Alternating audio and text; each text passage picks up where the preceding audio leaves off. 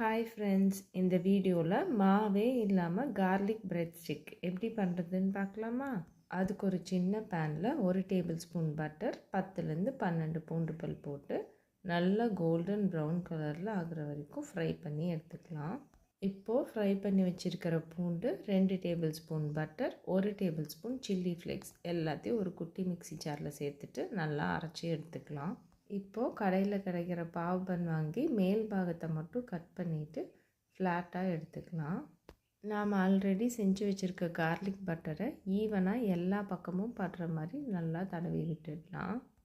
இப்போது அதில் 1 table spoon chilli sauce, இது ஆப்ஷனல் தான், காரமாக வேணும்னு நினைக்கிறவங்க அதை போட்டுக்கலாம். அதுக்கு மேலே நான் ஆல்ரெடி துருவி வச்சுருக்கிற மோசரெல்லா சீஸை 50 கிராம்லேருந்து 75 கிராம் வரைக்கும் சேர்த்துக்கிறேன். சீஸ் சேர்த்ததுக்கப்புறமா சில்லி ஃப்ளேக்ஸ் எவ்வளோ வேணுமோ காரத்துக்கு தகுந்த மாதிரி சில்லி ஃப்ளேக்ஸ் ஆட் பண்ணிக்கோங்க. இப்போது ஒரு அகலமான பேனில் ஒரு சைடு மட்டும் பட்டர் தடவிட்டு, பட்டர் தடவின இடத்துல ஆல்ரெடி நம்ம செஞ்சு வச்சுருக்கிற ப்ரெட் ஸ்லைஸை வச்சுட்டு இன்னொரு பக்கத்தில் ஒரு டம்ளரில் கொஞ்சமாக தண்ணி வச்சுட்டு மூடி போட்டு ஒரு 10 நிமிஷம் ஸ்லோ ஃப்ளேமில் வச்சு குக் பண்ணலாம். 10 நிமிஷத்துக்கு அப்புறமா சூப்பராக கார்லிக் பிரெட் ஸ்டிக் மாவே இல்லாமல் ஹெல்த்தியாக ரெடி ஆகிடுச்சா? இதை நீங்கள் வீட் பிரெட்லேயும் செய்யலாம், சூப்பராக இருக்கும். இன்றைக்கே செஞ்சு அசத்தலாமா? பாய்.